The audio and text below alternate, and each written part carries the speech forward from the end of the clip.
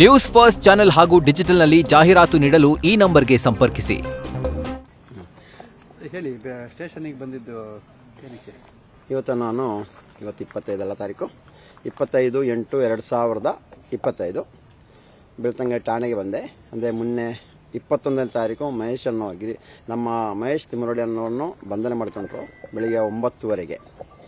ಅಂಥ ಸಂದರ್ಭದಲ್ಲಿ ನಾನು ಇದ್ದೆ. ಅಂದರೆ ಇಲ್ಲಿ ಬ್ರಹ್ಮಾವರ ಠಾಣೆಯಿಂದ ನೋಟಿಸ್ ಕೊಟ್ಟಿರೋದು 9 ಗಂಟೆಗೆ ಬ್ರಹ್ಮಾವರ ಠಾಣೆಗೆ ಹಾಜರಾಗಬೇಕು ಮಹೇಶ್ ತಿಮ್ಮರೋಡಿ ಅನ್ನೋರು. ಅಂಥ ಸಂದರ್ಭದಲ್ಲಿ ನಮಗೆ ಹೇಳಿದ್ರು, ನಮಗೆ ಒಂದು 10-10ವರೆಗೆ ಹೋಗೋಣ ಅಂತ ಹೇಳಿದ್ರು. ಸರಿ ಅಂತ ಹೇಳಿದೆ. ನಾನು ಅಂಥ ಸಂದರ್ಭದಲ್ಲಿ ನಾನು ಅಲ್ಲಿಗೆ ಬಂದು ನೋಡಿದರೆ ತುಂಬ ಪೊಲೀಸರು ಬಂದು ಏನಂತ ಕೇಳಿದ್ರೆ, ಇಲ್ಲ ಬಂಧನ ಮಾಡಬೇಕಂತೇಳಿ. ಅವಾಗ ಅಕ್ಕ ಕೇಳ್ತಾ ಇದ್ದಾರೆ, ಸರ್ 9 ಗಂಟೆ ಟೈಮ್ ನೀವೇ ಕೊಟ್ಟಿರೋದು, 9 ಗಂಟೆ ಠಾಣೆ ಬಂದು ಕೊಟ್ಟೋಗಿದ್ದೀರಾ, ನೀವು 9 ಗಂಟೆಗೆ ಇಲ್ಲಿ ಬಂದರೆ ಅಲ್ಲಿ ಯಾರಿದ್ದಾರೆ ಇದು ಕೇಳ್ತಾ ಇದ್ರು. ಆ ನಂತರ ಎಲ್ಲ ಹೇಳಿ ಸರಿ ನಾವೇ ಬರ್ತೀವಿ ಅಂತ ಹೇಳಿದ್ರು. ಅವ್ರು ಹೇಳಿದ್ರು, ಇಲ್ಲ ಬನ್ನಿ, ಬಂದು ನೀವನ್ನು ಕರ್ಕೊಂಡೋಗಿ ಒಂದು ಸ್ಟೇಟ್ಮೆಂಟ್ ತೆಗೆದು ಕಳಿಸ್ತೀವಿ ಅಂತ. ಆಯ್ತು ಅಂತ ಹೇಳಿದ್ವಿ.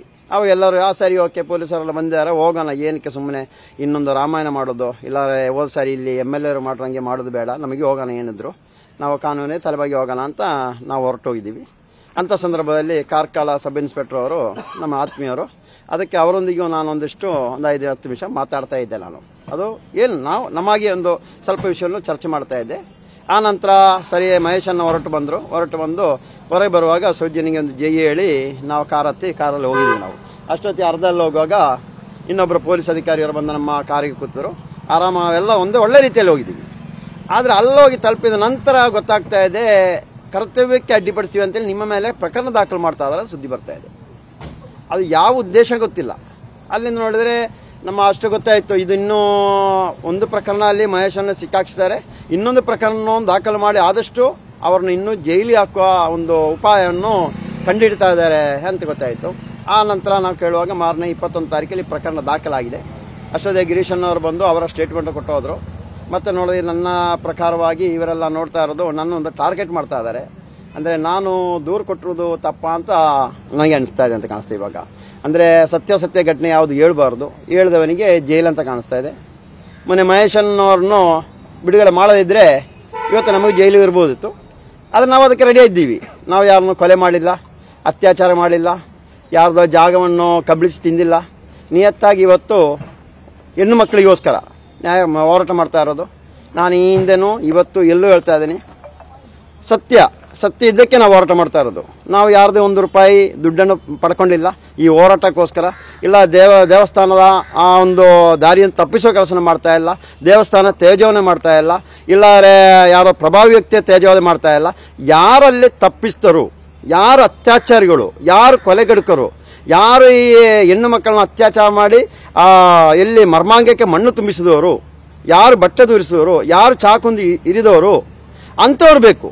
ಅಂಥವ್ರನ್ನ ಕಾನೂನು ಸಮ್ಮುಖ ತರಲೇಬೇಕು. ಅದರ ಹೋರಾಟ ನಮ್ಗೆ ನಡೀತಾ ಇರೋದು. ಆವಾಗ ಏನ ಪ್ರಭಾವಿ ವ್ಯಕ್ತಿಗಳೇ ನಮ್ಮ ಹೋರಾಟದಿಂದ ಏನೋ ಭಯ ಆಗ್ತಾ ಅಂತ ಕಾಣಿಸ್ತದೆ. SIT ಅವರು ಒಳ್ಳೆ ರೀತಿಯಲ್ಲಿ ತನಿಖೆ ಆಗ್ತಾ ಇದೆ. ಕರ್ನಾಟಕ ರಾಜ್ಯದಲ್ಲಿ ಉನ್ನತ ಹುದ್ದೆಯಲ್ಲಿರುವಂಥ ಅಧಿಕಾರಿಯವರು ಒಂದು SIT ತಂಡ ರಚನೆ ಮಾಡುವಾಗ ಅದನ್ನೇ ಬೇಡ ಅಂತ ಹೇಳ್ತಾ ಇದ್ದಾರೆ ಕಾಣಿಸ್ತದೆ. ಅಂದರೆ ಒಂದು ಕಡೆಯಿಂದ ಮುಂದಿಂದ ಚೆನ್ನಾಗಿದೆ ಓಕೆ ಬೇಕಂತ ಹೇಳೋದು, ಹಿಂದಿಂದ ಚೂರಿ ಹಾಕೋ ಕೆಲಸ ಮಾಡ್ತಾ ಇದ್ದಾರೆ. ಇದಾಗಬಾರ್ದು. ನಮ್ಮ ಹೇಳ್ತಾ ಇರೋದು SIT ಬೇಕು, SIT ತನಿಖೆ ಮಾಡಲಿ. ಒಂದು ಕಡೆಯಿಂದ NIA ಕೊಡಬೇಕಂತ. ಏನಕ್ಕೆ ಸ್ವಾಮಿ, ಕರ್ನಾಟಕ ರಾಜ್ಯದಲ್ಲಿ ಇಲ್ಲೂ ಅಧಿಕಾರಿಗಳು ತನಿಖೆ ಮಾಡಲಿಕ್ಕೆ? ಇದು ರಾಷ್ಟ್ರೀಯ ಮಟ್ಟದ ಅಲ್ಲ, ಇದು ಈ ಗ್ರಾಮದಲ್ಲಿ ಆಗಿರುವಂಥದ್ದು. ಇದನ್ನು SIT ಅವರು ಬೇಕು. ಅದಕ್ಕೋಸ್ಕರ ಆ ಒಂದು ತನಿಖೆ ನಡೀತಾ ಇತ್ತು. ಅದರ ಪ್ರಕಾರವಾಗಿ ನನ್ನ ಮೇಲೆ ಒಂದು FIR ದಾಖಲು ಮಾಡಿದ್ರು.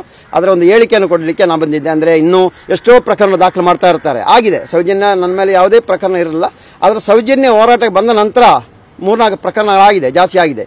ಆವಾಗ ಒಂದೊಂದನ್ನು ಕ್ಲಿಯರ್ ಮಾಡ್ತಾ ಇರಬೇಕು. ಇಲ್ಲ ಇದನ್ನಿಟ್ಟು ಇದೇ ಥರನೇ ಮಹೇಶನ್ನ ಅರೆಸ್ಟ್ ಮಾಡೋಂಗೆ ನಮ್ಮನ್ನು ಮಾಡಿದರೆ ನಮಗೆ ಹೋಗಿ ಕೂರ್ಬೋದು, ಇಲ್ಲ ಅಂತಲ್ಲ. ಆದರೆ ನಾವು ಇನ್ನೂ ಯಾವಾಗಲೂ ಹೇಳ್ತಾ ಇದ್ದೀವಿ ನೋಡಿ, ಜೈಲಲ್ಲಿ ಕೂರು ದೊಡ್ಡ ವಿಷಯ ಅಲ್ಲ.